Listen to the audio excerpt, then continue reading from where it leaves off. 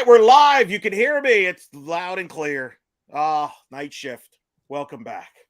I'll never cheat on you again with Twitter Spaces. I promise. I'm Eric Lopez alongside Bryson Turner. We're wearing UCF hats. Why? Because UCF softball is the American Conference Champs Tournament title. How about that, Bryson? I love it. I absolutely love it. This team, honestly, like this in a year for women's athletics at UCF, this team the fact that this team could easily take the number one spot, it is nuts because this has been a great year for women's athletics at UCF. But softball right now has the potential to because we had a women's basketball conference title and now we have the softball one, but we could potentially see them go host an NCAA tournament regional. Like they did all they could do to convince the committee to give them a chance to do so. Wouldn't you say, Eric? So yeah, we're gonna get into that a lot, obviously, as far as the hosting aspirations first. But let's talk about the game a little bit. They just set the standard, in my opinion. This team, what they just did, I don't know if people realize what they just did. This was the biggest blowout in the history of this rivalry, UCF-USF. And it's a legit rivalry. Don't get me wrong. And they just dominated. 11-0 in 5 innings. The biggest blowout in the history of the American Conference Championship game. The biggest blowout in the history of this rivalry that goes back 17-some years. And they destroyed them on national television. They have set the bar high now for future UCF teams. But what a dominant performance. Obviously, so many stories from this game. You don't have Georgina Corrick pitching for South Florida. So South Florida is going to go by committee. And UCF jumped on him. And Shannon Doherty, Bryson, who you wrote a feature right now on Black and Gold Banneret, the queen, right? The walk-off queen. Well, she decided to, instead of being the walk-off queen, she would set the tone queen because she had crushed 3-run homer in the first inning, which I thought set the tone for the game. And that was huge. And Oh yes, absolutely. I completely agree. It was very refreshing. It was actually quite refreshing to see Shannon Doherty hit a home run early in a game. If I am recalling correctly, she actually has the second most home runs on the team, only falling short of Jada Cody herself. Yes, 7 home runs. I'm seeing 7 home runs, maybe counting. Yes, the 7 home runs, including this one. And yeah, I mean, when the fact that Shannon Doherty and Jada Cody are on the same team and have 2 more years slated with this program, I mean, absolutely insane. I mean, these two are going to be a new, because if I remember correctly, you mentioned this one pitching duo from way back in the day named Shake and Bake. We need to put out a poll. We need to put out a poll or something because we need something for Shannon and Jada because these two young ladies, Smashing Sisters, probably we could come. It's the first one that comes to mind. But they're amazing. I mean, Jada Cody setting the record for most RBIs in a single season, 69 RBIs, breaking Stephanie Best's 19-year record. And Stephanie had 68 games to do it. Jada breaks that record, and very fitting. She would do it on a 3-run homer. You know why it's fitting there was a 3-run homer, Bryson? Why is that? Because Steph wore number 3 and she had a lot of home runs. There you go. There's her connection. Plus, she's from Fort Mill, South Carolina, which ain't too far away, I believe, from Greenville, North Carolina. We could kind of Google map, see how many miles that is, because I think that's where Cody's ball landed on that. And that made it 7-0.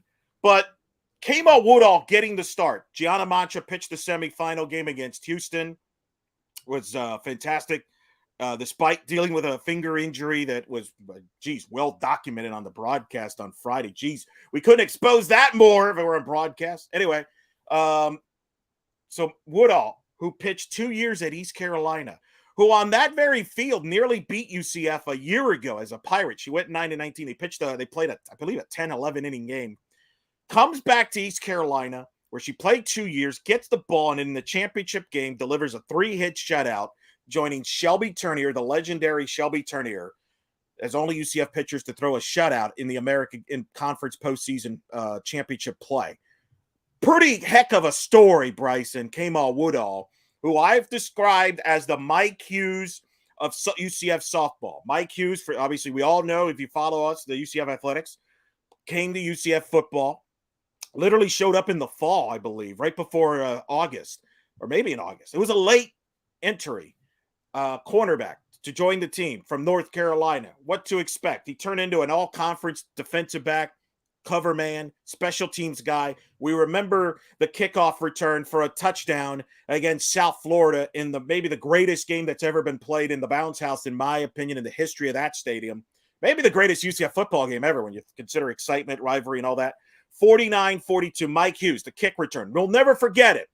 And here we are 5 years later, and Kamal Woodall, the Mike Hughes of softball, delivering a shutout against South Florida. You can't script that, Bryson. No, you cannot. I mean, honestly, that is the only upside about the American Conference Championship being taken from Orlando and being moved to Greenville, because that is the one silver lining of this entire, frankly, screwed up situation, where Kama Woodall got the chance to come home to Greenville, where she spent the previous 4 years, if I'm not mistaken. 2 years at ECU, was at NC State prior to that. 2 years. Okay. So where she spent 2 years there, and she makes her return to Greenville and pitches the Knights to a conference championship in a completely screwed up situation that just robbed UCF in every which way possible and worked out horribly in terms of weather and logistics. That was terrible. I mean, yeah, I mean, as somebody who's been to Greenville twice, there should not be a conference tournament in that area. Sorry. No, with all due respect. Nice stadium, nice school, but not the easiest place to get to. And, oh, by the way, it's always crappy weather in Greenville this time of year. Meanwhile, it's sunny and nice, by the way. 80 degrees in Orlando here today. Maybe 10-15% chance of a shower. Anyway, just throwing that out there. And even later in the day. Ask questions, by the way. Tell Bryson, where can they ask questions, by the way? Yes, you can ask questions in the comments section on YouTube. We also have the stream going on Twitter. I think that if you click on the screen, you click on, like, you guys pepper me with questions. Pepper and Bryson's going to pepper me with questions all there. But Kamal Woodall, when I think of UCF athletes, 1 year, because this is her one and done at UCF. Her and Mike Hughes are the two biggest impacts athletes in the history of UCF athletics. 1 year, they don't win the conference title. They're not in this position without Kamal Woodall, because the big question, Bryson, was who would take up the Aaliyah White role? Who took up that role? You got Gianna back. You got, youngsters like Caitlin Felton coming in, and you got Grace Jewell coming, back, and DeVoe. But who was going to be that 1-2 punch? Could they get that 1-2 punch? And Kamal Woodall, obviously an all-conference performer, answered those questions probably above a lot of people's expectations. Because I don't know, there was not a lot of expectations for that, and boy, she delivered. And what a story for her on that. All right, we got questions. Mike Doherty. Oh, I've missed Mike Doherty. I've missed you, buddy. Let's get to questions. This is why we should have just done night shift at the beginning. If UCF does host, does the committee try to avoid rematches from the season? I saw some say that Boston and Georgia could end up here. That's a good question. So I've spoken to the committee chairperson the last couple of years for softball. Do they try to avoid it? No. The answer is no. You know how we know this? Because UCF gets sent to Florida and Florida State every year when they make the tournament. And they always play Florida and Florida State, especially Florida. So no, there is a possibility that UCF, even if UCF hosts, they might play somebody that they've played before. There's no guarantee of that. I'm not, fan, but that is a possibility that happens. So they don't really try to avoid it. They claim they try to avoid it, but sometimes it just works out where you play a team that you play. Especially now, you don't play a team that's in your conference, obviously. But for example, like, would a Georgia and Boston come here? Would that shock me? I would be surprised if Georgia comes here, only because, and let me explain this, Bryson. There's a 400-mile radius rule in softball and most Olympic sports, where certain teams, if they're not a national seed, basically are going to bus 400 miles to a location. So, for example, for UCF softball, when if they don't host, the high probability is they're going to go to Gainesville to play Florida, because the NCAA, and this is an NCAA thing, the NCAA wants they don't want everybody flying all over the place. They're cheap. So they want to save money. So, for example, a Georgia, to bring up Mike's point, they can bus to, like, for example, Clemson. They can bus to Virginia Tech. They can bus to Duke. So, in my opinion, I think Georgia will end up in one of those locations as opposed to UCF. That's kind of where that rule works. Did I make sense there, Bryson? Does that make sense to you? Yeah, I would say so. And I mean, as much as wrong as it might be, you can't deny that the NCAA is very efficient when it comes to logistics. Is it right for the play on the field? Probably not. But is it efficient? It very much is. So it is what it is. At the very least, you get some good regional rivalries in the regionals a bunch of times. That's usually some nice draws. Some people like it because it's it's an easier travel. Fans could travel easier and stuff like that. My thing is, you got to don't let mileage decide who hosts. I think that's my concern. Has UCF done everything they should do and can do to merit hosting? Absolutely. They have the resume. They're in the top 16 RPI. They have the 16th strongest schedule and non-conference schedule in the country, top 50 overall schedule strength in the country. They have now unofficially 14 wins against the top 50, 4 or 5 top 25 wins, which is stuff that the committee looks at. They might get 15 wins if Boston wins the Patriot League and gets into that top 50 as far as RPI. That's a great number. I've given this stat before. Since 2008, every non-Power 5 team that has put up at least 10 wins or more against the top 50, 3 wins or more in the top 25, and in the top 16 RPI has gone on to host. So if UCF does not host come Sunday night, they will be the first team ever not to host with that resume, and would probably go down as one of the biggest snubs in the history of the sport. Right there with Minnesota in 2017, who was ranked number 1 in the country, but did not host somehow because the committee did not like their non-conference schedule. So they were sent to Alabama instead. That was massive controversy from that standpoint too. And you're right, Mike, Boston's 51. So if you're a UCF fan, you're actually rooting for Boston to win that automatic bid and sneak into the top 50. Just be at 50. UCF would get credit for a top 50 win. Those are some of the scores to follow. I don't know, Bryson, if you have let me see. I'm going to try to find the Michigan-Nebraska Big Ten title game they were playing. Now, but that's a key game too. One title that I think that we could probably keep an eye on, because if I remember correctly, isn't North Florida playing in the ASUN? North Florida is playing Liberty in Jacksonville. The Liberty UNF is the host in the ASUN championship game. North Florida has to win twice. They have to beat Liberty twice to win the automatic bid. Otherwise, Liberty will get the bid. And that is significant because if UNF were able to pull that off, that's a Florida team that can bust to UCF or Florida. Yeah, right. Yeah, because Georgia could easily bust to Florida a lot easier. And so I think that having that UNF win that automatic bid would be a perfect chance for UNF to come here and then Georgia to go to Florida, which I think is a little more. Would you say that be from the competitive perspective of choosing the 4 teams that play in a regional that works on a more competitive level? Or do you try to avoid non-conference games and Georgia comes here and UNF goes to Gainesville? First of all, I think if it was up to me, North Florida could also go to FSU. So they have 3 options. They could be bust. They could go in a lot of different ways. It's easier to find a 4 seed for FSU in Florida than it is for UCF. So I would not be surprised if UCF are, in that scenario. But we're getting way ahead of ourselves. I'm not convinced North Florida is going to win that. So I don't think we can depend on that. Hope I'm wrong because I have friends on that staff. So I hope they deliver it and pull an upset. I have a high school classmate that's on that team. Yeah. In fact, one of the assistants at North Florida, how about this for a story line? One of the assistants at North Florida is Jeff Conrad, who was a volunteer coach at UCF when they won the American Conference title in 2015, when they won the regular season and tournament title. Wouldn't that be funny? Oh, yeah, definitely. But they're going to have to win the automatic bid to have that possibility.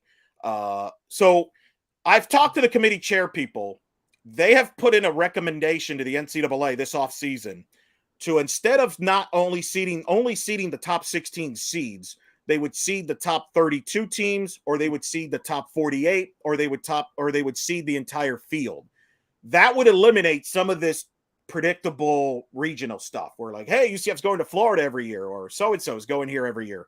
If that passes, and I've been told they're expecting that to pass for next year or the following year, we will see none of that. So in other words, like UCF, even let's say UCF doesn't host, which would first of all be a robbery. But if they didn't host under that rule, they would not in theory be going to Florida. They would probably be going to like the 16 seed or the 15 seed. Let's say UCF, we would know what seed UCF is. One of the problems, Bryson, is we really don't, if UCF doesn't host, we don't know what their seed is. You can kind of figure it out, but it's really geography influence. And that's been the problem in the sport from that standpoint. That's the one negative, Bryson, that UCF has, and it has nothing to do with on the field. It's the stupid geography rule. Teams like Texas can bust all over the place. So that's why they host all the time. Tennessee can bust a bunch of teams. Same thing in Clemson. That's the disadvantage that UCF has been playing with when you're in a state with teams like Florida and Florida State. My counter to that is college baseball somehow has figured out a way to have 3 teams host in the state. They've done it. Why can't softball? So that's been my counter to that. Yeah, it doesn't help that. Yeah, that's probably the one downside of Florida being a peninsula, is that there really isn't much that there's only really one way to go, unless you go to Miami. And of course, Miami, Florida didn't really have the best season enough that they're not. I didn't find them on the RPI ranking when I checked. Miami, Ohio is doing good, ironically, but yeah, I can see that. Yeah, so I mean that's what it is. Here's what I will say: this team's accomplished everything on the field. They have nothing to be. They don't have to. It is what it is. They're either going to host come Sunday night, or they're going to get screwed. And we are the fan base that knows about getting screwed, don't we, Bryce? Hey, I mean, we're starting to come out of that now. I mean, I think this will be. I mean, it would be a different committee, obviously, but I would love the chance to. But obviously, I wouldn't be surprised if UCF fans wouldn't mind the chance to dig at one more committee before we end up moving to the big boy club, which I'm.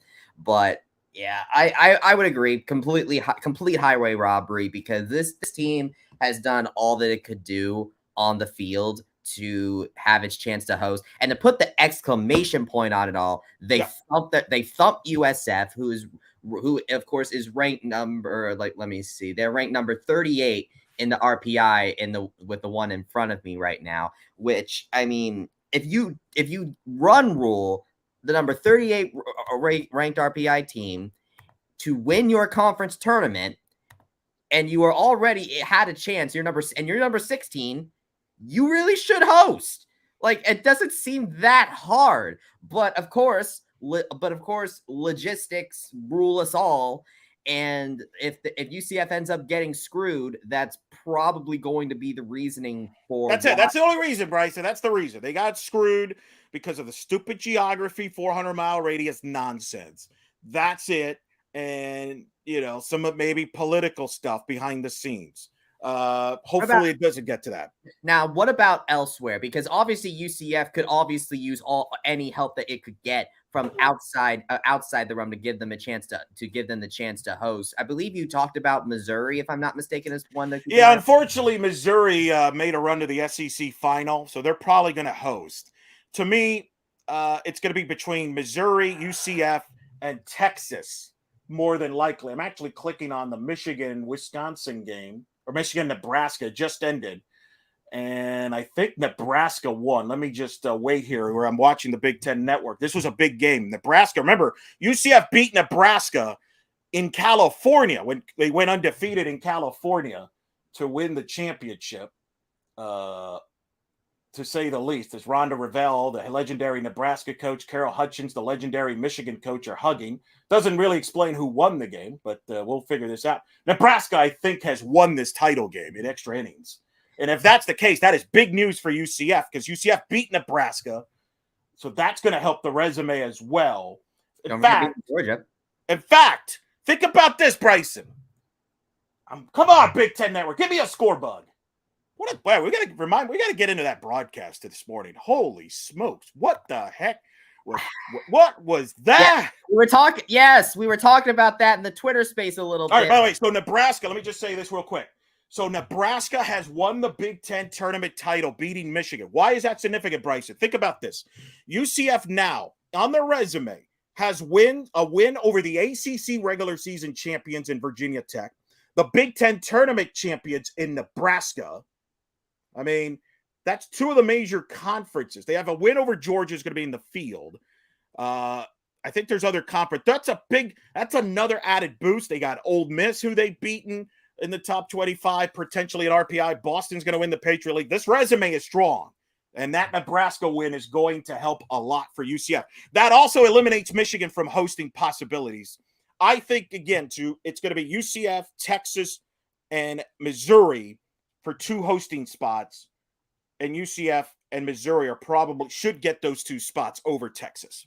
And UCF beat Texas in Clearwater 15-10, highlighted by Savannah Adams, who had a big hit, her first hit at the time, that helped UCF come back from a victory. And, of course, Savannah Adams made a name for herself, Bryson, on Friday with the 2-run walk-off homer to beat Houston. Oh, yes, absolutely. I remember her coming up to bat, and I'm thinking to myself, like, I believe she pinch hit for Janisha Rowe, if I'm not mistaken. Yes, correct. And I was honestly legit like wondering, like, oh, okay, so they decided to put to pinch hit Rowe, okay, and so obviously I cover baseball, so I'm not able to go out to all the softball games like you do, so I haven't really seen Savannah Adams all that much, and so I was thinking, like, all right, let's see what she does. And then she just goes and does that and hits her first career home run. That is, I said it on Twitter, and I will probably repeat this ad nauseum, that she just created a core softball memory for herself right there. I tweeted it out 14 years ago. I was in Houston, Bryson, calling this USA title game. A freshman shortstop, Tiffany Lane, hits a 2-run homer off All-American Angel Shamblin. UCF wins 4-2 to beat the Cougars.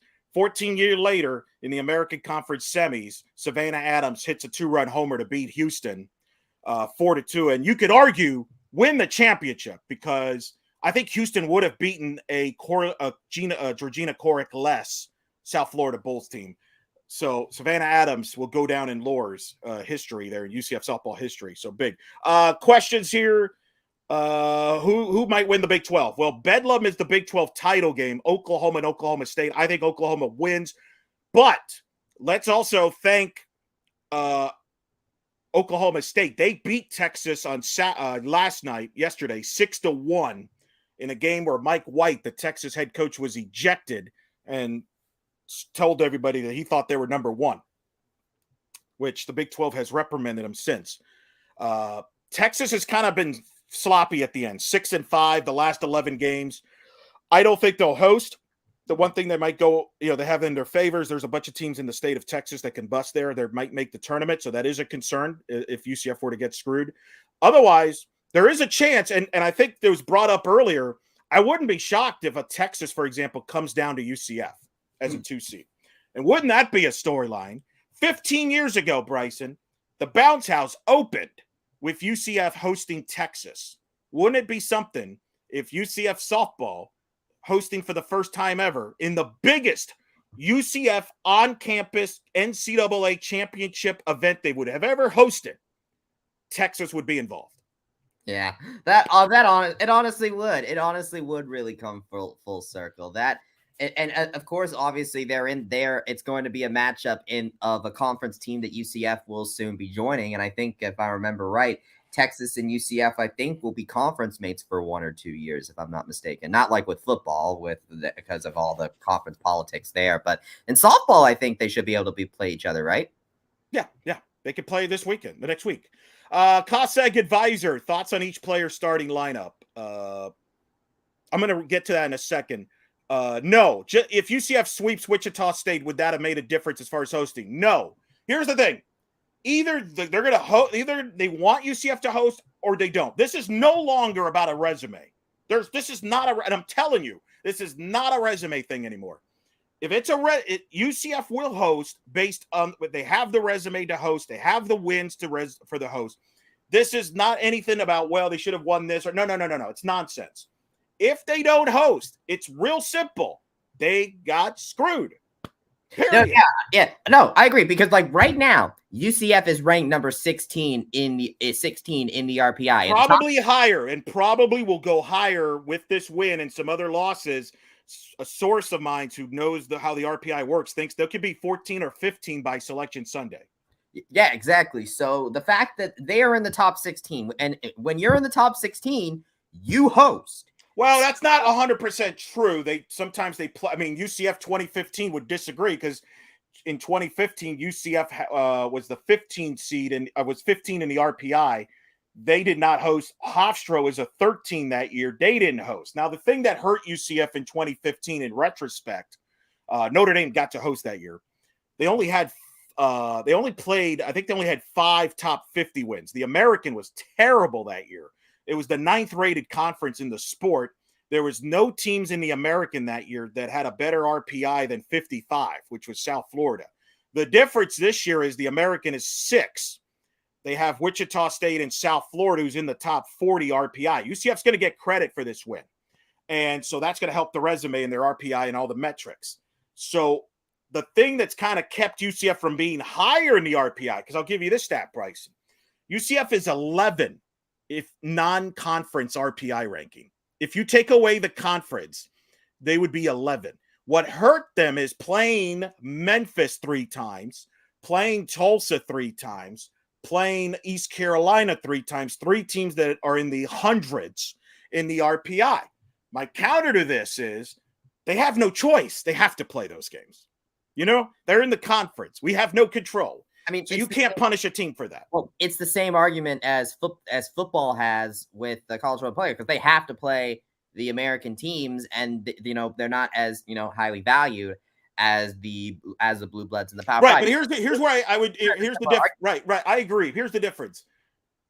I give the football committee a benefit of the doubt from this standpoint. They're only picking 4 teams, and by the way, they picked Cincinnati last year, which so that it. In fact. You realize, Bryson, softball has the longest drought as far as a non-Power 5 team being in the top 16 in any sport for a postseason. 2016 was the last time they've had that. Every other sport has had at least one. If football was a 12-team or a 16-team tournament, UCF in 2017 would have easily been in. They would have been picked. They were in. That's why I think this would be even more egregious. Because this is one of the 16 best teams, period. Just is. Yeah. No, yeah. I completely agree with that there. Because I was but back to my previous so generally speaking, when you're in the top 16, you host. Right. Generally speaking. Yes. And yes. so the fact is if you're there and your resume is in the neighborhood of everyone else in the top 16, then by all intents and purposes, you should host. And if you don't, then the only way that could have happened is meddling, the logistical meddling. Right. Which, you're over. Again, right. Like I said, efficiency can be really good. I mean, if your goal is to save money, which is what the NCAA wants to do with these Olympic sports, then absolutely, that is a genius move from that perspective. That it is what it is. The problem is that it's going to screw some teams over that should be playing in different spots, and the potential of if too many good teams are clustered around each other, then they could potentially knock a good team out early. That could go a long way. Questions. People asking how many bids does the American think they have? I think they're a 3-bid league. I think UCF's in. South Florida's, I think, is in. That's why I think Ken Erickson didn't throw Georgina Cork. By the way, I agree with Ken Erickson's decision. I'm not saying that as a UCF person. Here's the thing with South Florida. Win, lose, or draw today, South Florida is going to be a 3 seed next week, probably in Tallahassee. They need Georgina Cork to have a shot to win that region. And I think she's a little more, she's clearly not 100%. They mentioned she's down. She's got a little bit of an illness. That's been going around, by the way, in that tournament. Gee, wonder why. Maybe because there's crappy weather in Greenville. So they need to get her 100% healthy to have a shot to win the regional. because you see what a difference she makes compared to what they are without her. That's why I think she should be a top 3 National Player of the Year finalist. I think she's that good. But I think South Florida's in, and I think Wichita State is in, but I think Wichita State will sweat it out from that standpoint. And I think that hopefully will help UCF as well from their hosting resume standpoint to be a 3-bid league to beat those 2 teams in the deal. And yes, I agree that Florida right now is the best state of college softball. To me, they're like this softball run right now that we're seeing in the state. It reminds me of college football here in Florida in the 90s when you used to have Florida State, Miami in the top 10 in the poll. That's how strong this state is right now in softball. And that's, if you've watched the telecast, and we will get to that in a moment. We will talk about that because I heard you. We heard you. And Bryson's living, too. I've never seen Bryson so mad over the broadcast. I mean, it's basically a tradition at this point. Whenever, but let me finish the thought. Whenever the broadcast messes something up with these UCF teams, people get mad. And you know what? It's like, yeah, I mean, sure. Look, there's something. Sometimes it's just fun to be mad about something that's in the grand scheme of things a very tiny inconvenience, but. It's fun. But the fact is that, this is about, at least in this situation, it's about crediting somebody for a very well done game. Like Maddie Bejarano, absolutely well done out there in left field, coming off of the bench, because her teammate got injured. And he manages to make 2 great defensive highlights, SportsCenter top 10 worthy plays in one game. And they call her Elise Volpe for the whole game until the 5th. So let's address this. This is Night Shift, special edition. UCF softball, American Conference champions. Twice. Tournament champs, regular season champs. Bryson Turner, I'm Eric Lopez. So obviously I have been in that position in the broadcast. You told me this off there. I'll be completely honest right now. I am a superstitious person. One of the things I don't do when I'm not broadcasting, I don't tweet much. Because first of all, I don't tweet and you know this, Bryson, I don't tweet when I'm on the air. I go away from Twitter. Obviously, I'm not broadcasting. I'm at home. I don't check the stat tracker. I don't check any of that. If things are going well, I'm not commenting until after the fact. So I don't follow the stat tracker. I'm just watching the game. You informed me, though, that the stat tracker was having some issues. Kind of expand on that. Okay, so it wasn't about Volpe and Bejarano. That part was taken care of. That when I saw that was one of the reasons why I wanted to see who was replacing Bejarano with Bejarano, because I don't think the camera was focusing on that at the time. So I looked and I saw Bejarano there. What actually happened with the stat tracker is that when Jada Cody hit her home run into the woods to take the single season RBI record for herself, what happened was that the stat tracker mistakenly credited that home run to Shannon Doherty. I mean, granted, if someone was not paying attention, I can understand why you would make that mistake, because Shannon Doherty would absolutely do that. But the point is that Jada hit that home run, and they left that there for long enough that Jeff Sharon saw it and tweeted about it. And it's like, yeah, if Shannon actually did that, that is worth tweeting about, but she didn't. Well, Jeff's got his priorities wrong. He should be watching the game or following you on Twitter or following the UCF softball account. He should not be following a stat tracker for that stuff. But hey, that's a whole other story. Yeah, but the point is that that's how people watch the games, follow the game. Sometimes I think with technology today, there's many ways. Sometimes whether it's the Wi-Fi connection, isn't able to support streaming on ESPN Plus if you're on the go or something. But UCF Twitter does a good job. I mean, I see your point. But my point is on all this is a play-by-play broadcaster uses the stat tracker a lot. I do. I use it a lot. And sometimes what happened, at least Volpe got hurt in the bottom of the first. She turned. We don't know the injury. I've heard it was like right leg foot. Right. I've been told that sources she's gonna be okay. She's fine. She's gonna be okay. But it was a scary situation, obviously. So obviously, here's the problem. When a broadcaster is not used to calling a team's name or our team's game, or they haven't seen them play, you're not used to seeing their routine. Obviously, I call a lot of UCF games. I know Coach Bear's patterns. So I know right there at that moment, I'm looking for a substitution. And now the East Carolina Stadium press box, I don't know where they were set up. I know they were there. They were not remote because they did a backdrop and I saw the stadium on the backdrop. So I assume they're in the press box because I've been in that stadium. But it's not the most easiest place to find in left field. That being said, I'm surprised that it took them. They didn't figure. Like, I can understand the first time you make that mistake, you didn't see the fact that the player came in. The broadcast booth is separate from the SID press box. Bryson, you've been to the complex press box. Ken Landis, the SID, can get to me in 2 seconds and tell me if something's up, right? Like, you've seen it. And him and I have a good rapport, and I do this with SIDs. I tell them they either can come up to me and tap me and tell me, or text me. So if something, I missed something. The thing I don't understand, okay, you make the mistake in the second inning. Everybody's human. I've made mistakes on the air, plenty. I don't understand how that continued to be an issue throughout the game, especially now. I don't know if he has the broadcasters have a monitor in there. You've seen my booth. I have a monitor.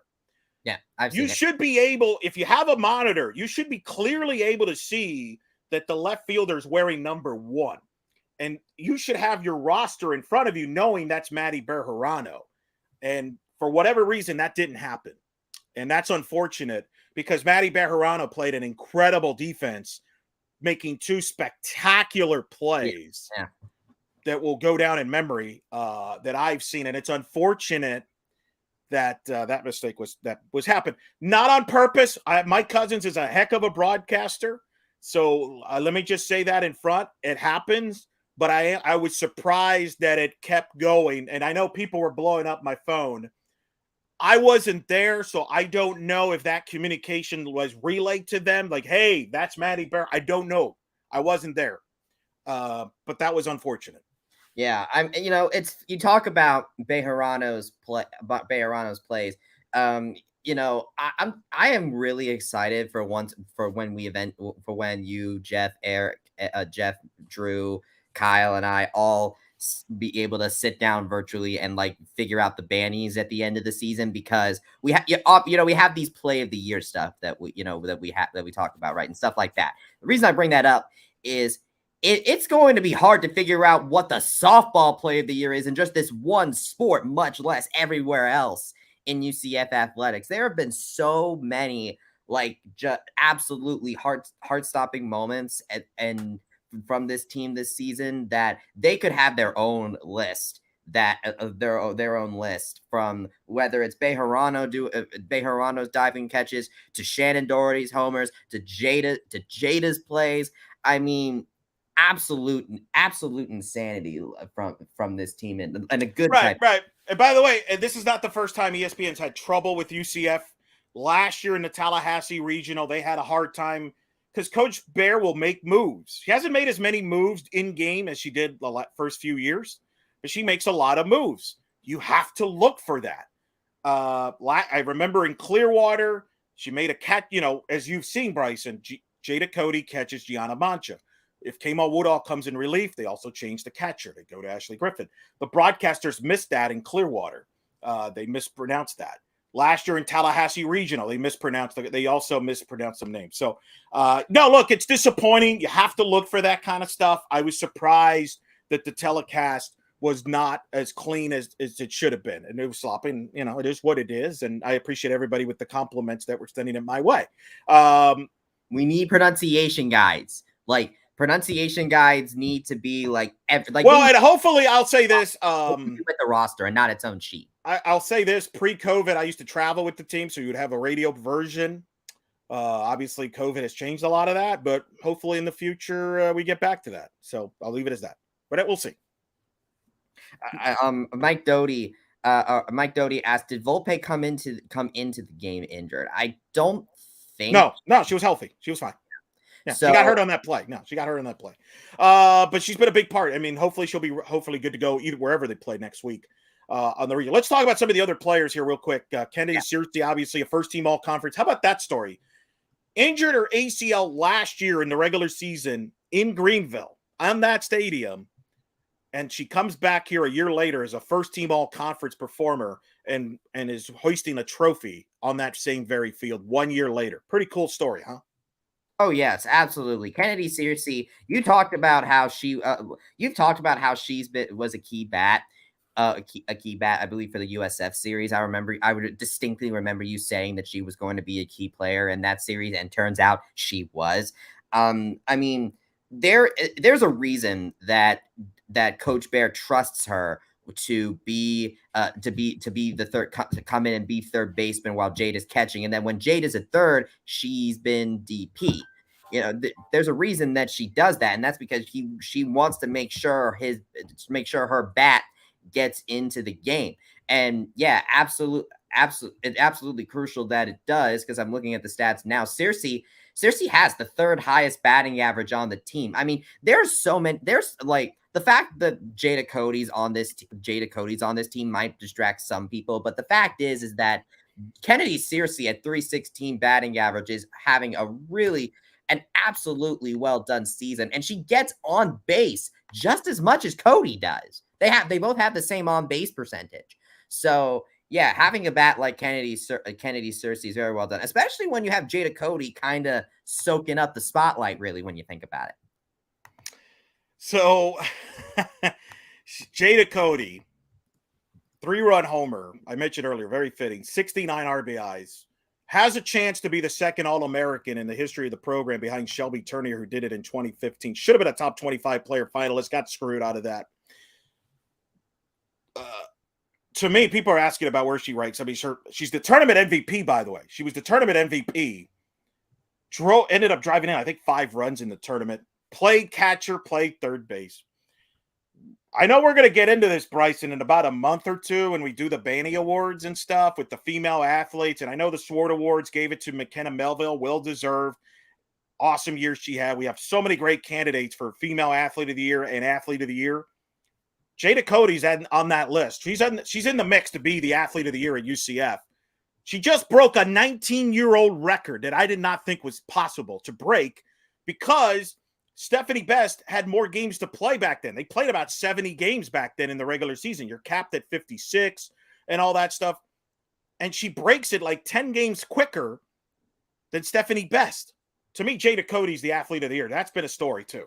Oh yeah, I agree. It's honestly just an absolute travesty that we can't give awards to all the standout female athletes this season, because Caroline, despite how UCF women's soccer season ended, Caroline Delisle absolutely carried that team to where it was. You have Diamond Battles, absolutely amazing job for women's basketball. Then you have Tenrata Pidden for women's golf, who just broke the program's single season scoring average record. I know golf is a little bit of an underrated program, but Pidden did that. Then you have and then of course McKenna Melville, who needs absolutely no introduction whatsoever. And then you have Jada Cody, and even on this team alone, you have Denali Shoppacher, Gianna Mancha, Shannon Doherty. I mean, the amount of women this year worthy of Female Athlete of the Year is immense, and the fact that we can only nominate just a small section of these women, much less give the award to one person. It's honestly just a travesty. It's like, and it would be a little bit better if the men were able to be up on that same pedestal, but unfortunately they just haven't from a total look perspective. So yeah, absolutely, I would agree with that though. Jada Cody is definitely in the running for athlete of the year, just for breaking the record alone. She's the home run leader too. I mean, there's a reason USA softball picked her. There's a reason for that. And I hope we see her in the Olympics, because honestly, with the type of talent that she has, she absolutely deserves it. Let's talk Shannon Doherty, who you've spent a lot of time with. You just did a feature, came out this week about Shannon Doherty. Tell us about the feature. And obviously she set the tone with the 3-run homer. Yes, definitely. Oh, by the way, Mike Doty, you mentioned Renaya Jones. That's right. How could I forget? Renaya Jones is in Wichita right now. Renaya Jones is there too. Anyway, so who do you pick? I don't know. You'll find out in a couple of you'll find out when we get to it because we really need time to look it over. But Shannon Doherty. So, yes, it was an so little backstory from me. Back before I joined the Banneret, back in fall of 2020, I was in a sports reporting class at UCF. Shout out to my professor, Stephen Collins. And we had to do an issue story for that class. And around that time, and so it was around the time that the NCAA Division I Council granted the extra year of eligibility to the spring sports athletes. And so I looked around the UCF sports to see who would be great interviews, because I really wanted to do a story about that. And I found Shannon Doherty and Jasmine Esparza, who were both first basemen, and we're now going to have to spend an extra year together. And so I talked to Shannon, I talked to Coach Bear, I talked to Jasmine, and it was a great interview. I love talking to all of them and getting a gleam of their relationship and what it means for them to be together again another year.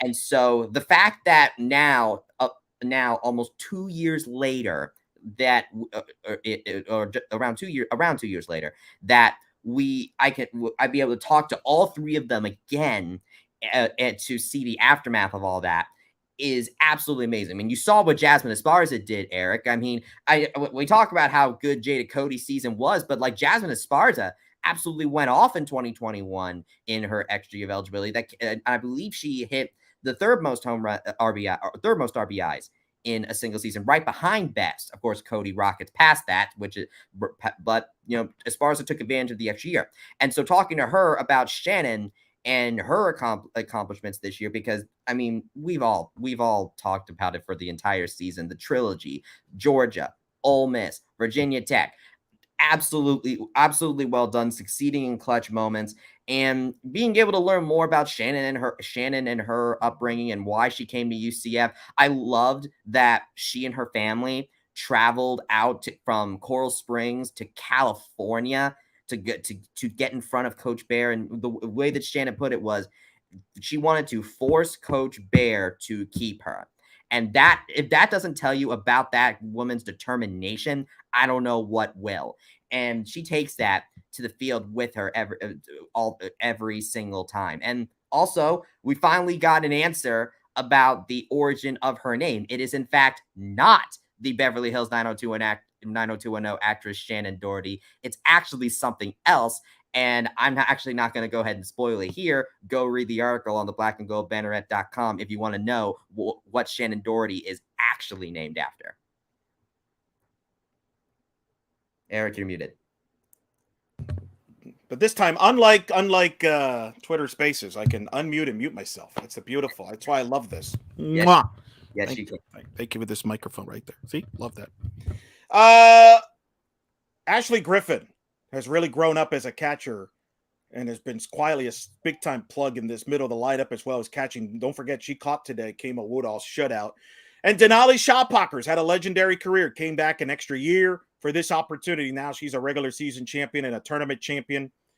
Janisha Rose been tremendous at center field, great defensive weapon there. And how about Justine Molina, who's kind of been like Miss May a little bit, hit the big home run, 3-run homer last Sunday against Wichita State to win it, to help win the regular season title. Pretty remarkable. And then Michaela Macario, the freshman of the year in the American. Justine Molina was the defensive player of the year. And you like the la, la, la, la. Yeah. I'm sorry. That, in my opinion, is the best walk-up song on the team. I'm sorry. I love the fact that I can kind of, I don't know what it is about Latin music, which I'm guessing that's the genre of that song, but it is just, it's something you can really groove to. I gotta find what that song is and put it on my playlist or something. But yeah, no, the Macario absolutely well done. AAC Rookie of the Year, if I'm not mistaken. And the fact is that this team is such a great combination of the senior leadership of Kama Woodall, Gianna Mancha, Denali Shotpocker, and Justine Molina, with these absolutely amazing like younger players of Jada Cody, Shannon Doherty, Michaela Macario. I mean, and Maddie Bayerano, I believe, is one of them as well. I mean, the combination of these people together has been absolutely amazing, and nothing that I've ever seen in and maybe, and I don't have enough experience with softball to say, but as far as like other teams and other sports I've seen, the combination of the hot the hot upstarts that just arrived or recently, and the senior leadership, and both performing to the highest of their capabilities, whether it is in the clutch or consistently, has been unmatched. I mean, Denali Shotbacher, like Jada Cody's has a 369 average right now. I mean, that's just blowing everybody out of the water. But you forget, Denali Shotbacher has a 340 average. That is nothing to sneeze at all. And under normal circumstances, Denali Shotbacher would be like the main attraction of this team under normal circumstances. But Jada doing what she's been doing, Shannon Doherty coming into the clutch like she has this season. I mean, there's so much like this team's going to go down in UCF softball lore. I really do, because there's so much to talk about when it comes to this team. Even Ashley Griffin, who 279 averaged, is absolutely well done, but she's come in clutch moments a lot, like not in a flashy way like Shannon Doherty has, but she's come in and got some runs across when this team has really needed it. Agreed. It's a balanced team. It can steal bases. It can hit for power a little bit. It's got a little bit of a mixture of offense. And, Savannah Adams. I mean, you got a player like Savannah Adams off the bench. The fact that Savannah Adams, I got to double check her stat. She only had 2 at-bats this entire tournament, and she turned that into a place on the all-tournament team. Absolutely well done from Savannah, and I really hope that we could end up seeing her get a regular role going forward, because if she's capable of things like that, then I am very excited to see how she develops. Yeah. My phone's blowing up. Everybody wants to know like scores and stuff. I mean, I do a national stuff. I forget that I'm national in softball. I know I'm sounding egotistical, but it's true. I do an In the Circle podcast. We're going to be on live later tonight from a national perspective. So everybody's blowing me up because what do you think about this? What do you think about that? I'm like, hold on. Can I celebrate my own team first? Like, that's right. Am I owed? Like, give me a little time on that, and then I can address the national scene, which I will. Victor, my co-host, who was trying to help us figure out how I can get on the Twitter Spaces, and failed because my phone's probably like crap. You want to know something, Eric? We have to figure I'm old. I don't know any of this technology stuff. Yeah. Once we end up talking to Coach Ball Malone or Jada or whoever, once we after, whether it's on Selection Sunday or we're hoping to try to get them at some point today. They're traveling. They obviously have to bus to Raleigh and then fly back here.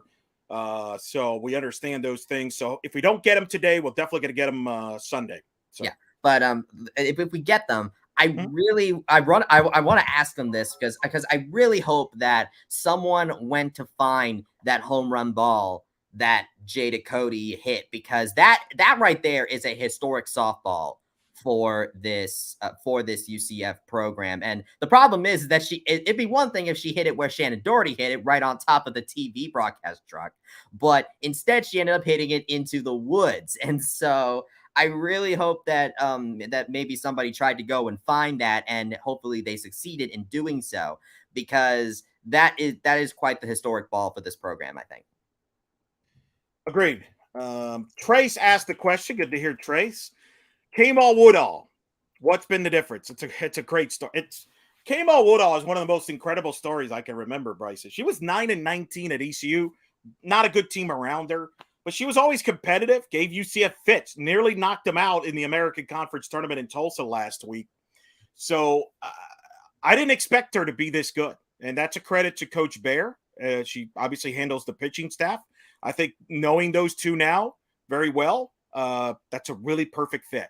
Would you say Aaliyah White might have helped a little bit? Aaliyah's helped as well as the bullpen coach there, as the grad coach. And I think they've kind of worked with some of the stuff she does. And I think Kamal even said she just felt comfortable here. This is the best year of her life. I think she's, this is the best team she's played in. and I think she's been a perfect complement for Gianna Mancha.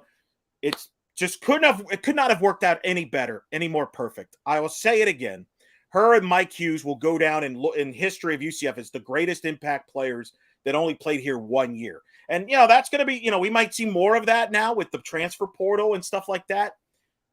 Kamal Woodall is an example of how the transfer portal works. Yeah. It could work. Oh, yeah. And she left because the coach at East Carolina got fired, and so she didn't want to be around that rebuild there. And Coach Bear, kind of when she was in the, once Woodall was in the portal and all that, she liked Woodall's competitiveness. And I'll give this. I spoke to Georgia assistant coach, JT D'Amico, who coached with Cindy Ball at Washington. He called her one of the better talent evaluators that could spot a talent away. And I think Coach Bear saw something in facing Woodall that she liked, that she felt she can work with. And clearly they were right, and it's been a perfect match. Oh, yeah, absolutely. I mean, there's a lot that you can say about Kama, and I still am just glad that she got, again, like we mentioned this at the top of the show, but I am absolutely glad that she got the chance to go to Greenville again and actually pitch a really good game there to win. What a story! What a story! Go back to the place. But the fact is that she managed to find her. She managed to find her home. She managed to find it in her last season. And look, as somebody that has covered the UCF baseball team for this entire season, I envy the fact that you come to every UCF softball game and you get probably one of the best version of at least several of your players, depending on the game that you're in. Like I envy that, but because I mean, it's just amazing when you have a team like this to just watch them and just be able to absorb the fact that you are witnessing some of the best play that this program has done in, I would say, a while. Because Trace actually asked this question a minute ago. Where does this team rank in your time covering the program? Oh, did we stump him? Well, here's the thing. So you're a movie buff, right? I do consider myself one. Yes. The movie's not over yet. How can I critique a movie if it's not over yet? I got to see how this finishes, right? Isn't that the important thing in a movie? You got to wait to see how it ends, the cliffhanger, the storyline. How does it end? Well, let's go ahead and entertain two possibilities here. Where is the farthest that UCF softball has made it? All right, so the farthest, this is interesting. So there's two parts to this. 2015 is the most decorated team ever. They won 50 games. That's the school record in 2015. They won the American Conference regular season and tournament title in 15. This team now just did that. The 2008 UCF team, led by Allison Keim, who's in the Hall of Fame, won 49 games. They won the CUSA tournament, beating a top 10 Houston team. Got within one win of the Super Regional. They knocked off number 1 Florida to force an if necessary game in Gainesville. So to me, those are the two best teams, 15 and 08. 15 should have hosted, got screwed. Will this team host? To be determined. Well, how will this team do in the regionals? To be determined. Those are still questions, but I will say that this team is right there with 2015 as maybe the best UCF teams. Okay, so in that case, so if UCF softball makes it as far as they did last in like the farthest they've made it, if they tie that mark, right? Where would it rank if it tied? Because obviously it's number 1 if it makes it farther than that. I think I wouldn't be wrong in assuming that, right? Agreed. And I mean, and then there's the ask, but see, it's not that simple. What if this team hosts? They would become the first team ever to host. That's got to count for something, right? What if they don't host? Where do they go? Because there's a lot of circumstances in this. I think they got a shot to be the best team ever. It's them in 2015, probably in that conversation right now. Two different teams. 15 had the top 2 ERA pitchers in the country, Mackenzie Otis and Shelby Turnier. This team has Gianna Mancha, Kamal Woodall. I think this team has a little bit of offense than 15, but it's close. They're very similar in that regard. Kaylee Novak was a great base threat. McCloskey brought power with Jessica Yavari. I think those are probably your two best. And I got to give respect to 08. Scrappy team, got to within one win of a super regional. Allison Kime was a dominant pitcher. I got to see how this finishes, Bryce, and then I can answer that better because I got to see what happened. Was there an injury? Was there, circumstances? What if they host and don't win the regional? How do we evaluate that? Well, who did they play? Who did they lose to? I think there's so many questions still. So to be determined as to, I don't know. What would be the movie cliche to say here? Cliffhanger? I don't know. I would say the movie cliche would be Shannon Doherty getting a walk-off homer to get us to advance us to the super regional. That's the movie. That's the movie ending. And if that ends up happening, then I will probably take a bite out of this hat. And You're gonna take a bite out of your hat, you said? What? Say that again? I'll eat. It's one of those I'll eat my hat things. I don't know. My point is that I put it out into the universe that Shannon Doherty hits a walk-off home run to get us to the region, to get us to the super regional. And if that happens, then I'm going to be beside myself. You're going to be beside yourself. Mike Doty just asked, if Volpe does miss a game at the regionals, how does it affect the lineup? Just put Maddie Bejarano in. We've seen what she can do. I mean, what do you think? You think Maddie? No, here's a text I just got from. You'll see if you like this, Bryson. You're good with words. A few weeks back, an announcer described UCF by saying this team is like a constellation of stars, like the stars on the back of their Citronaut jerseys. Each game, there's a new star. Thoughts? You know what? I like think that. I actually do think that fits because, but I would argue that they are like twinkling stars because sometimes the stars fade and sometimes they're a little brighter, but no matter what, there's going to be a star that's really bright. And sometimes you get to see the birth of a new star in the case of Savannah Adams. So I think that but that's a little hard to put into broadcast form. So, but as far as that goes, yeah, I do agree with that. But what about with can you? Yeah, by the way, yes, Trace. I do think this team is better than last year, which is kind of funny because if you put a depth chart, if you look at the roster, you would say last year was a more talented team. I would agree with that. But this team accomplished more.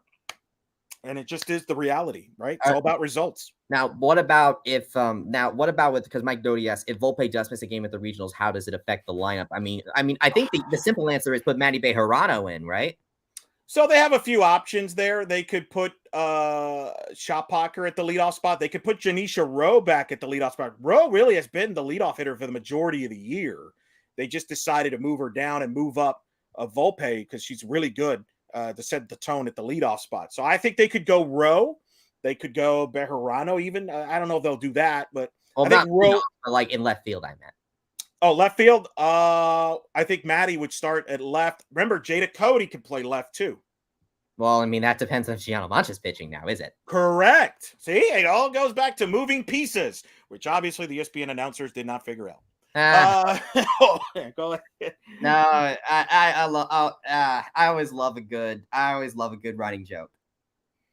So Scott's week in sports. Is this team going to host a regional? That's the popular question. I understand the popular question, man. Look, all I can tell you from a resume standpoint, from an on-the-field production, from an on-field results, this team is a top 16 team and they should host. Will they host? I think they could. But at the same time, I understand people being skeptical because of, it is. I mean, UCF fans, right? I don't think I need to explain to us as UCF people why we should be skeptical. Correct, Bryson? Right? I mean, oh yeah, I agree. Think back to 2017. Obviously, 2017 to the younger audience, but there's other UCF teams. Yes, that's Bryson, who's the younger audience. I was staring.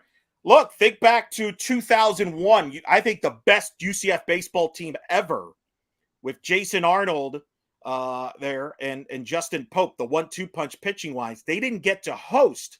They had to go to South Carolina as a 1 seed. As I have been told since then, that was more of a UCF issue that they didn't spend the money to put in the bid to host. And I don't know the full story around because I wasn't around, but that team had deserved a better fate. We all know it's well documented, the 2017 football story there. There's been other UCF teams as well. I mentioned 2015 softball should have hosted. But I think, again, if you're asking me on the field, results, body of work, everything, this team is a top 16 team and they should host. Yep. Don't punish them because the state of Florida is a great state of Florida in softball right now. And me and Francesca and I have talked about this on the broadcast on ESPN Plus. You've got 3 teams in the state in the top 16. There is no reason those teams should be matched up in the regionals at all. But we'll see. No, you're right. I agree. Mike Doty asked, do you think this team is College World Series caliber? Eric, what would you classify as the College World Series? Because I know the NHL playoffs is called the Stanley Cup playoffs, even though the Stanley OKC, OKC, the Women's College World Series, WCWS. So you could go a lot of different ways. I mean, the question, I guess, is, I guess, to answer that, if I think they make it to like the championship series, I think they have. If it's that you're talking about, I think they have to get very lucky to do. Well, that. there's two things. So for the World Series, we see against Virginia Tech that they can keep it close, but they still lost 2 out of 3 against Virginia Tech. They can beat them, but it'll be very hard, and it needs to. And we have to. Everyone has to be on all cylinders, and you might have to get a little bit of luck in there because Shannon Doherty managed to get that walk-off homer or the walk-off RBI when she did. So I think that it's certainly possible. But I do think there needs to be some. There definitely needs to be some luck involved. So there's always luck in this type of stuff. Top 8. You have a regional round, and then you have a super regional round, which is the round of 16, and then it's a 2 out of 3, and then the winner of that goes to the Women's College World Series in Oklahoma City. It's an 8-team tournament. The top, and then they drop it to 2 teams eventually, who plays a best of 3 for the national championship. So a lot of that is going to depend on the draw. And I'll say this, let's say UCF, I would not be surprised if UCF is dropped to a 16 seed. If they're a 16 seed, they're going to be paired up with Oklahoma, who are the defending national champions and will be the number 1 overall seed, and have only lost once. That is a stacked draw. So it would not surprise me I think UCF's going to get a tough draw either way. But and there are some that believe that you're better off not hosting this year than being a 16 seed. I don't agree with that in UCF's perspective. I think you always want to host. And actually, it's not just UCF. I think you always want to host. But I will remind you of this. Last year, James Madison was a 3 seed in the Knoxville Regional. They won the regional, beating Tennessee and Liberty. And then they went to the Supers and beat Missouri at Missouri to get to the Women's College World Series. And got to the Final 4. Oklahoma eliminated them. So it could be done. Could be done. You are indeed right about that. Last team, by the way, last non-Power 5 team to host was James Madison and Louisiana Lafayette in 2016. Nice. By the way, we just got something breaking really quick in the world of UCF athletics. Brittany Floyd is now the American Athletic Conference champion in the outdoor heptathlon. That just finished. Look at it, more jewelry. UCF's Brittany Floyd is an individual conference champion. So that gives UCF some points in the women's race. They currently now have 15. They get 15 points in the hunt for the team championship. Currently, Memphis is in the lead with 45, but that's because the heptathlon is the first event the second event that UCF has an athlete in to finish. The first one was the hammer throw. So it's only just begun. Like looking at the schedule today with track, there's a lot of trials. Like there's a lot of trials that happen today because the track events is where UCF really shines. And right now they're just like the prelims are happening yesterday and today. It's tomorrow when all the finals happen that UCF is going to make a massive charge to potentially compete for the team. All right. Well, you can. I just wanted to break that news really quickly because you could go ahead and tweet that and do a Twitter Spaces with Steven and about track. I just want to make sure it's breaking news, Eric. So, you just want to make Mike Doty has a question. If the move to the Big 12 happens after football, is the next season of the Olympic sports in the AAC or the Big 12? Big 12/Sunbelt. So I believe the date. So it depends. All right, so it depends on when they're departing. When is the departure officially agreed to? That's going to be what's going to come down to. Regardless of what year it is, it's going to happen on July 1st of that year. Right. But the question is, will it be July 1st, 2023, July 1st, 2024? Let's say it's July 1st, 2023. That seems to be the consensus thinking. That means that the spring sports, the softball season, the first season for softball in the Big 12 would be February of 2024. And by the way, the Big 12 tournament I've been told, will likely stay in Oklahoma City. They do not do, as of now, they don't do on-site campuses. They do neutral field, Oklahoma City, right where they're next to where the stadium where they play the World Series. So we'll see if that actually stays that way, to be determined. But either way, next year they'll have at least one more year in the American. And then everybody except men's soccer will go to the Big 12 in theory. And then obviously, as we broke story, I guess. I don't know. How do we describe it? Men's soccer will be going to the Sun Belt, it sounds like, as well. So for men's soccer, and that's a whole other story. But anyway, that's the story with the Olympic sports as far as conferences are concerned. People asking about who could possibly come here or UCFC. Well, if UCF's hosting, it could be a number of teams. I could see a Michigan coming here. I could see an LSU coming here. I could see a Texas coming here. I could see an Oregon coming here. I could see an Arizona coming here if they make the field. I think you're going to get at least one Power 5, maybe two Power 5 teams coming to your regional if you're hosting. If UCF goes to Florida, they will be the 2 seed. They will likely see a team from the Big 10, Pac-12 as a 3, is if I had to guess. There's also a slight chance they go to Tallahassee. That would be robbery. But remember last year, Wichita State got sent to Oklahoma, which I thought was unfair. That being said, if they go to Tallahassee, they would probably play an SEC team like Mississippi State. And I guess we'll leave a 4th option there where they don't go to the state of Florida, but they don't host, and maybe they travel somewhere. Here's a little storyline. Do they send them to Seattle, to Washington? Where did Cindy Ball coach, Bryson? Was it Long Beach? Washington. She was an assistant for Heather Tarr. She probably played. I'm thinking of something else. Whitney Jones played and coached where? No. Washington. All right, you're not good at this game. No, I'm sorry. I don't know the history as you do. I got baseball to follow. Well, usually nobody's worried about baseball, right? Hey, is anybody worried about baseball? I haven't seen any baseball. If my job to, Eric, it's my job to. Do we get an angry comment from Mohajer if UCF doesn't host? I mean, you'll get an angry comment from me. I can't speak for anybody else. I think it's. I want Nine Nation, by the way. I want Nine Nation. If UCF doesn't host, I want you to raise hell on social media. Yeah, and I trust you can. I trust JP Gilbert. I trust all of you. Take care of my girls. Let's bring out the hashtag UCF Twitter Mafia. That's what I'm saying.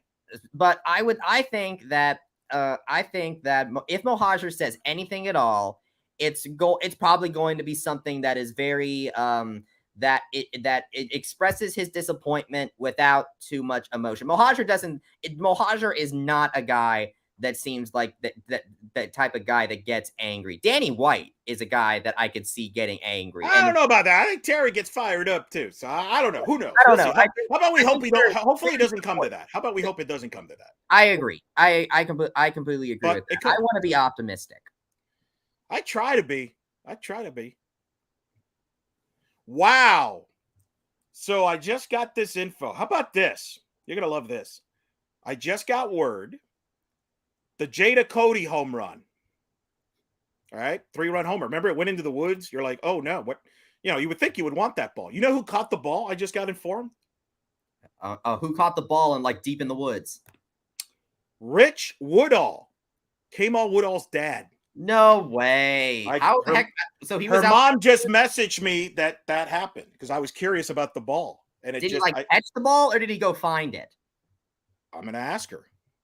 Because if the fact that it was hit into the woods makes me think if he caught that ball, what was he doing in the woods?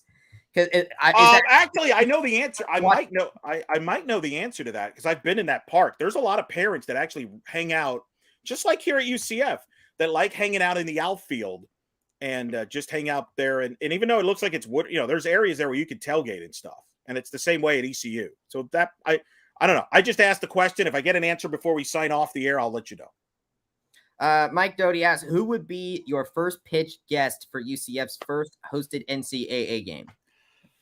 Let's make sure let's see if we host first, then we can handle that. That's a lot. First pitch. I mean, Stephanie's Best will be an obvious popular pick, right? The first ever recruit of the program. That would make sense. Yep. I've been told if UCF hosts, a Shelby Turner will come. I'm sure first of all, I think there's gonna be a lot of alums that will come if UCF hosts. Oh yeah, definitely. So I would say it's probably going to be a former player, probably Stephanie, a Shelby type. Think we could maybe a few, maybe different. Who knows? You think maybe that we could probably get Jasmine Esparza to come from California? I don't know about who knows about that. I'm not going to comment on people that California. I'm not going to ask them how to pay their money. But I know. I just thought it'd be fun. But yeah, that would. Well, apparently, they've posted a photo of people posting. Trace is saying Stephanie Best. I think that's going to be the popular pick if that happens. I'm not going to jinx anything. I'm paranoid. I'm scared. Bryson knows this. He's seen the sociopath side of me. I don't handle these games well when I'm not on the air. It's been stressful, but fun, but stressful. Well, that's why we need to teach you Twitter Spaces, Eric. So or get me a new phone. Might be a new phone issue. I'm guessing. All right, so I have the answer from Janet. She chased it, and then one of the dogs went deep into the woods to retrieve that bomb. All right, tell me the name of that pupper, because that is now UCF's new favorite dog. That's an amazing story. That honestly is. I really would like. I hope that someone's able to tweet out a picture of that dog, because I think that will probably be the UCF softball's new mascot once we.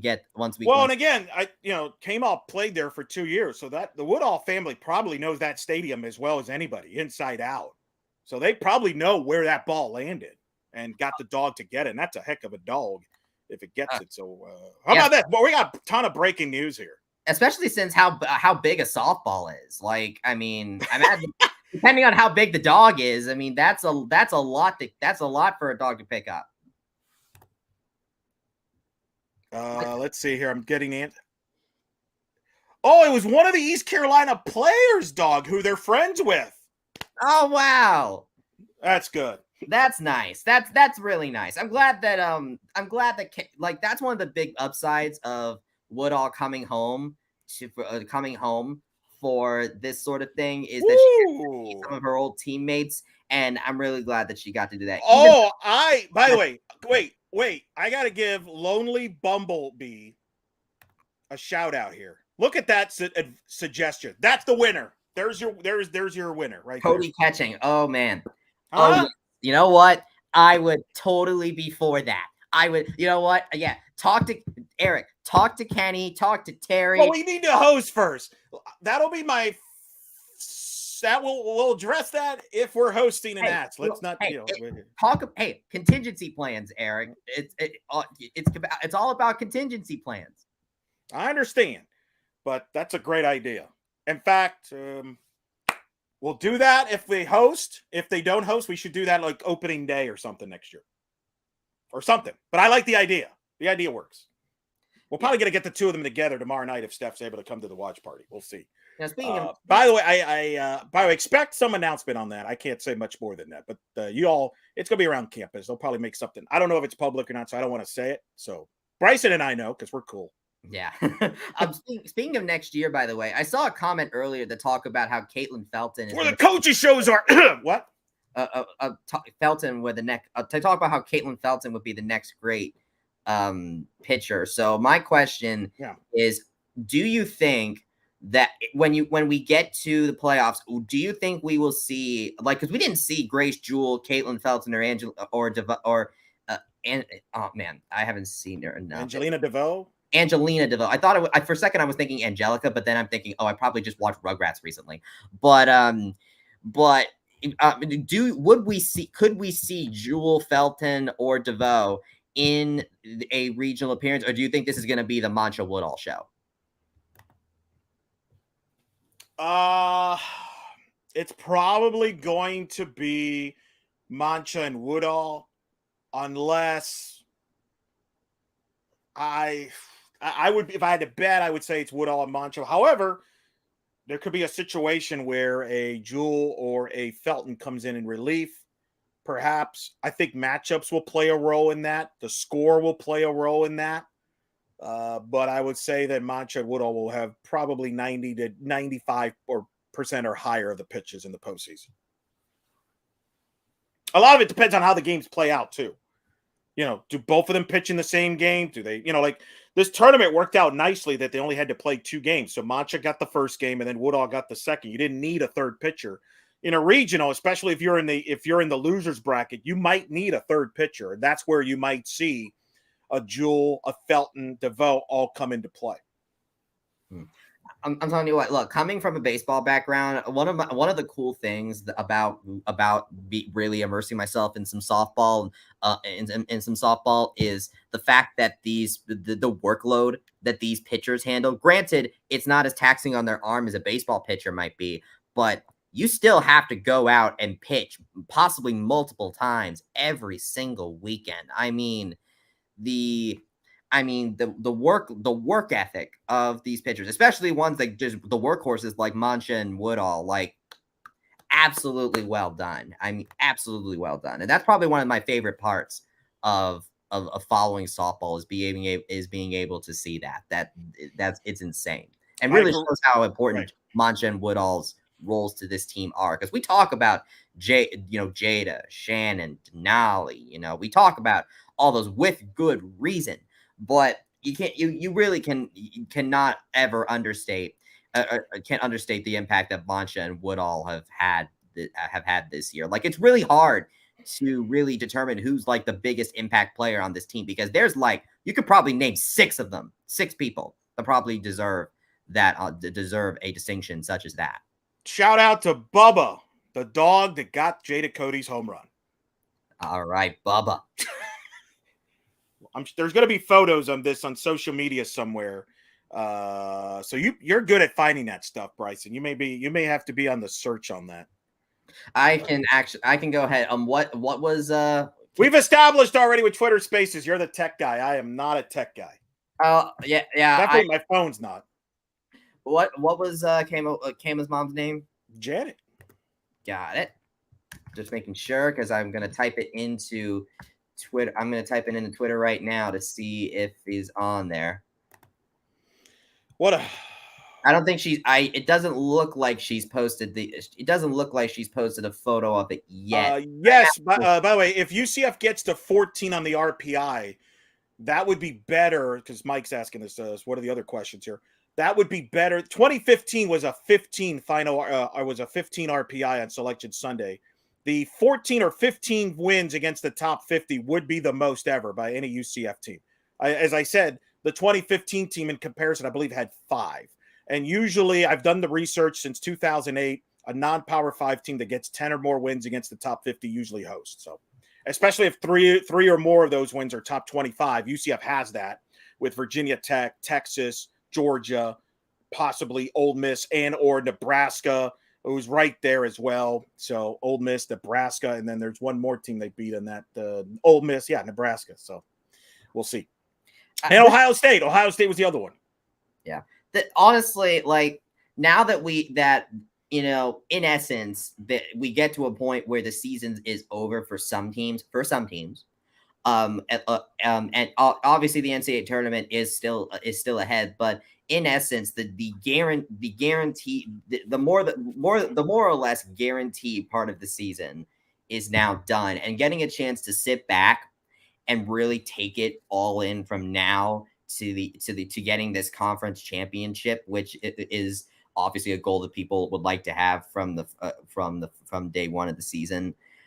Really looking at it all, it's just amazing the journey that this team has been on. Like, I mentioned, I started my article this way, and it's amazing that this team honestly ended the conference championship with as big of a bang as when the season 11-0 over South Florida. It's the biggest blowout in the history of that rivalry. I've called so many of those rivalry games.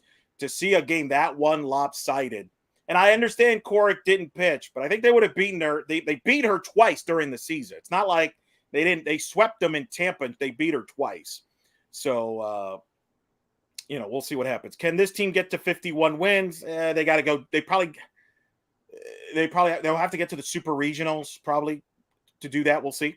Fagnai, I think UCF gets a 16 seed. It wouldn't surprise me. I could see a 16. When I do my bracketology later tonight at about 3 a.m, me and Bryce will be the only ones up. Bryce will be asking me, "Are you up?" And I'm like, "Yeah, I'm working." It's 3 a.m. I will probably, for extra inning softball, for those who want to see I'll probably be out Sunday morning. We're going to have some shows on In the Circle SB. I'll do more of a national landscape picture there. Victor Anderson, who was trying to help us, he's going to be filling in for me. He's going to Gainesville to cover the SEC tournament. I was going to do that, and I said, screw it. I'm just going to be here hanging out with Bryson. So it's cool. I'm happy to be. Trust me, I'm happy. Good. Sorry, you sounded like you weren't for a second there. No, I'm just saying I'm happy not to go into the SEC title game because it means UCF won the conference title. So he's going to check in. We'll do a live show, StreamYard on In the Circle after the SEC title game tonight. We're going to do a selection show, preview show on In the Circle YouTube channel and on Twitter and all that, probably around noon Eastern or 1 o'clock Sunday. He's going to host a live watch along. It's starting at 6:30. I will not be on that show because I will be with Bryson at the UCF as we find out what happens with UCF. Yes, hopefully what we can try to do there, Eric, and hopefully we can pull this off, is that since you and I will be together at the same place, we can just we can do a Twitter Spaces where. And yeah, as long as it's your phone, we should be fine. It's not going to be my phone. Clearly, we found that out. I think as long as the Island Wing Company Wi-Fi works, so that I think I'll defer to you on technology. I'll defer to all of you on that. All right, we're going to start wrapping it. Wow, we've been an hour and a half here, folks. People loving softball. I don't think we gotten this many questions for basketball or even some of the football games. There's a reason why. People are fired up. I love it. No, I have always said, look, UCF was 22nd in the country this year in attendance. And the numbers went up. People watched and followed. So it's really appreciative of that. Softball in and of itself seems to be getting a lot larger ratings. Well, it's a huge sport. I mean, it's beating the Stanley Cup playoffs in television ratings. It's beating the WNBA. I've said this before. I'm not, football obviously is the main sport. Men's basketball is obviously number 2 strong sport. But I think softball, from a revenue standpoint, from an interest standpoint on social media, from a television standpoint, is become the number 3 sport. It's actually gets better numbers than college baseball. It gets more interest in college baseball. I think has more interest in women's basketball. Women's basketball benefits from some dates that they have no competition. Remember, softball is going up against the NBA playoffs, NHL playoffs. There's a million things going on. And I think it's the sport of the future, as long as people running it know what they're doing. And sometimes they don't. Well, hey, if that measure comes to pass, then that's one step towards it, right? Yep. And this is one of the things. We'll find out what happens Sunday night, 7 o'clock, ESPN2's The Selection Show. Assuming UCF doesn't get sent to Florida State, which would be brutal. Just not necessarily just for like UCF as far as, they can't play. No, it's not about them not playing. They should not have to go to Tallahassee. That's my point. They shouldn't have to go to Gainesville. They should host. But the way the show is structured, just to give everybody a heads up, they don't do it like the other sports unless they change the format this year. What they've done the last few years is they'll announce the 1 seed, then the 2 seed regional, then the 3 seed regional, then the 4 seed, and on and on and on till the end. So we may not know where UCF will be playing until the second half of the show, which makes it very dramatic and very emotional and stressful, to be quite frank with you. I remember in 2012, UCF was the last team to get into the tournament in softball. We were the last team announced on the last bracket in the Gainesville Regional. Oof. It could be something like that. It could be something like that. There's going to be a couple of moments that's going to be like, type of thing. When Florida State's bracket comes out, you're going to hold your breath. And then when Florida's bracket comes out, you're going to hold your breath. And that's going to be the critical point there, Bryson. I think Florida is going to be an 11 to a 14 seed. When Florida comes up, You're going to be holding your breath, and you're like, are they going to send them there, or are they not? And when that pops up, either you're going to see UCF's name pop up, and there's going to be disappointment and anger and whatever, or it won't pop up, and people are like, "Ooh, this could happen," and then we see what happens. And then it'll unfold from there. Yeah, FSU will be a 2 or a 3 seed, probably 3 seed, I think. The fact that today is almost kind of a prelude to tomorrow, because tomorrow is going to be a very big day in the UCF athletic space. Sure. For one, UCF baseball has its series finale against Houston. Not as big, but it's happening.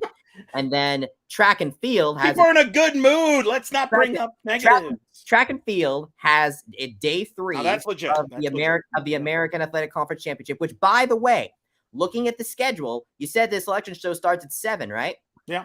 So 1, 2, 3, 4, 5. There are 5 events that are going to be happening concurrently to the selection. All right, well, you let Jeff cover track. That he should fill in for you. He should fill in for you on track. You're covering I'm just saying. Remember earlier on in this year, when indoor track and field and women's basketball won their conference championships in the span of like a few minutes from each other.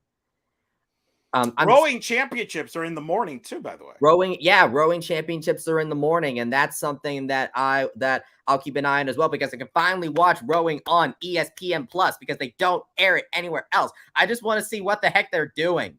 That's all I want to. It's a tradition unlike any other. I've seen it many years, usually when I'm with softball, because usually the SID is also the rowing SID. So I've seen those many a times over the years. Enjoy that. Best of luck to UCF rowing. Best of luck to UCF track on all that. But yeah, selection show 7 o'clock ESPN2. Make a note of this, by the way. Regardless of what happens, where they host, don't host, the regionals that UCF's in will be on the ESPN family of networks. They will be on the ESPN app. And I think, and the reason I bring this up, some people have had trouble with this. If you log into the ESPN Plus, you can't get ESPN or ESPN2 without your cable subscriber, or if you cut the cord, there's ways to do it, which I'll defer to you on that, on Bryson. You know more about that than I do. But keep that in mind, because I do worry that some of you that can't make it to the games, you're going to try to find, if you don't have TV, it's going to be either ESPN, ESPN2, ESPNU, ESPN News, could be ESPN3. I don't know if it'll be ESPN Plus. We'll find out when the press releases come out. Just be prepared to be flexible. Don't be shocked if you log into ESPN Plus, because a lot of you that watch softball are used to being on ESPN Plus. If you log into that and the game doesn't work, you may have to have a different login. And then I don't know how it works for people that don't have cable. I have cable. So what I do, for example, I have a login through Spectrum where I can get ESPN2, ESPN3 and all that. But then I have a separate login so I can do ESPN Plus.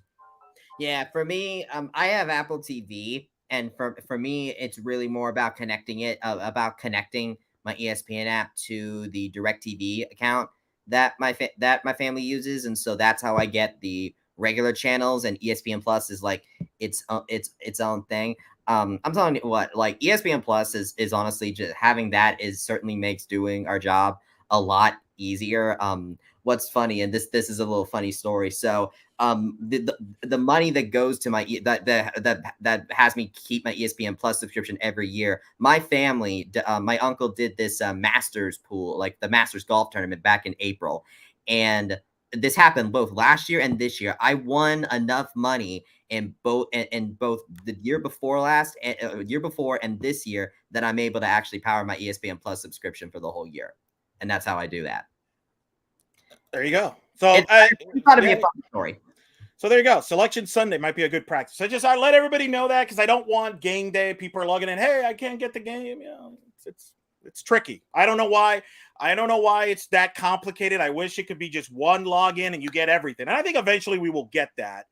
But they want you to pay for both, I guess, for now. Well, I mean, Disney's been floating the idea of making ESPN a streaming only service, from what I'm seeing. And I mean, it's if it is going to happen, it's not going to happen for a while because of contracts and stuff. I agree. But I can certainly see the validity in doing that. ESPN Plus has certainly been a great platform to follow follow all of UCF sports and be able to get more eyes on it. And so, I mean, I think it makes a lot of sense for you to shift focus more. The thing is that I wouldn't want them to abandon the linear network entirely because I do think that since the linear network has such a wide margin, maybe you put you keep just one ESPN linear channel and put the biggest events on there. I don't know. That's just my perspective, though. Well, we'll let them all there figure it out. All right. So we'll see what happens there. So any other questions before we wrap up? Bryson, anybody? I think we really got to a lot. I would just say I don't think I ever asked you this question directly because I talked about my thoughts and just reflecting back from where this season started to now. But I want to get your perspective on this, Eric. When you look back from the beginning of this season, like what are your thoughts just from where this team started to where we are now? Not in in history, because obviously all that. But if you being there for a lot of it, as its own season, what are your thoughts about how far this team is going? I didn't see this coming. I thought they could be a tournament team, but I did not see this what it's turned into. I did not see it. Credit to them though, they did. Because I was told before the year this team has high aspirations. You might, they believe they can win the league and host. And I'm like, we're kind of young. We're kind of young. We just graduated one of the most historic pictures in the history of the program. I don't know about that, but they shut people up like me out. They proved people wrong, and so that's why I've enjoyed this, and that's kind of why I want people to enjoy this. I know everybody's asking about hosting. We're going to stress about hosting and all that. That stuff we can't control. I wish I could, but whatever. This has been an amazing year, and it's one of my favorite years of my life, really. It's not just broadcasting this team. I mean, obviously, I've got a great crew that I broadcasted with this year on ESPN Plus covering this team. The access this year ESPN is a game changer from that standpoint. Major Howell and Lucas and the guys behind the scenes that you may not know their names. They've done a fantastic job. And I feel like, Bryson, that people now even appreciate it more after seeing maybe UCF on the road the last couple of weeks and some of the productions that they've seen. And obviously, I've been fortunate to work with Francesca Anea, and I've been fortunate to work with, Christina Wyatt last week and Jamie Loprice and stuff like that. And I think people have clearly, especially after Saturday's ESPN2 broadcast, probably appreciate that stuff. And that's good because there's a lot of hardworking people behind that. From that standpoint, but that's been awesome. And then to follow this team just from opening night, Georgia, you were there. That was an electric atmosphere. Oh yeah. The Ole Miss walk-off. The attendance. I've never seen the support that this team has gotten this year. We've had tons of sellouts. I remember we hosted Ohio State on a March Tuesday night, and it was packed. I've never seen a Tuesday night UCF home game basically sold out, which is what that was. And the community, I think, has gotten behind it. I've always said this is a softball town. The Women's College World Series beats the Stanley Cup final in baseball locally when it's on. So there's a lot of softball fans, various fans. TV numbers do very well here in Orlando. I'm going to be trying to get those numbers through ESPN in the coming weeks. And this team is just so many great stories. Even the Florida game was such a wild game. We were trending nationally in some of these games. The Virginia Tech game. It's been a blast. This is a fun group and a fun blast. So I hope people don't take it for granted. I'm not taking it for granted. I'm just enjoying it each minute. And then we'll see what happens tomorrow, Sunday night. I think this team will host. I think they should host, but they could also get screwed and hosed. And I'm not going to, I don't want people to say, well, you said they were going to host. They should host, but they could also get robbed. And hopefully that doesn't happen. But I rather people be prepared. I don't want people to be, and this team has done what they needed to do on the field. I'm telling you, there's nothing.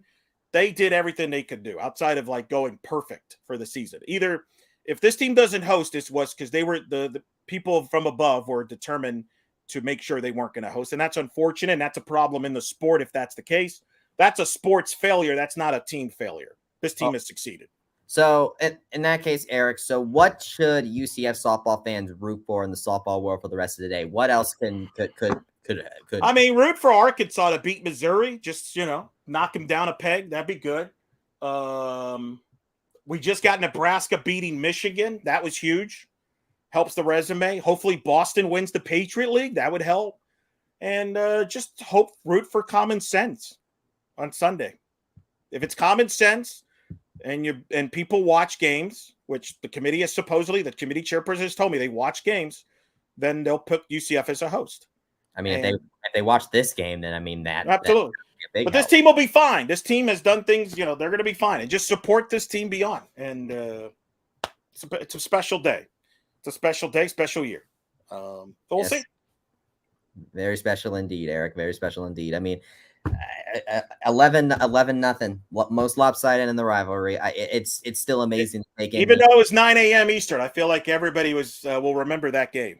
It was might be the most memorable 9 a.m. Eastern softball game ever. I don't know. The game right before that could be a contender considering how it ended. Which game? The Houston game. Well, that was the day before. I'm saying 9. Well, I'm saying national television. I see what you're saying. The semifinal. That's a memorable game for UCF fans. You're right. Both games. Memorable weekend for a lot of ways. Yep. Very, very much so. I'm excited to get some of the reaction for the team once we're able to once we're able to talk with them, whether it's on Selection Sunday or later today. Right. But for now, I mean, it's been fun with despite the janky technology. I apologize. My phone sucks. Twitter Spaces doesn't work for me. I appreciate it. So I apologize to Brian. I hope everybody that was I saw everybody on the Twitter Spaces. I hope everybody was able to watch this. And if not, you can still tweet questions to me from now until Selection Sunday. Bryson, let's tell them what our plans are. We're going to have a recap of this day on Blanderette that you're going to write. We're going to be covering the Selection Sunday on Sunday night, and hope for good news. And of course, I'm also going to be keeping pulse on rowing and track within their conference championships as well. And then I'll have my notifications on for UCF baseball. Hopefully they don't lose. All right, everybody, we're going to wrap it up here. Enjoy it, celebrate a memorable UCF conference championship over South Florida. Think about it. Could be one of the last times they play for a conference championship. And it was a memorable one for UCF. 11-0 to final. The Knights are your regular season and tournament champions.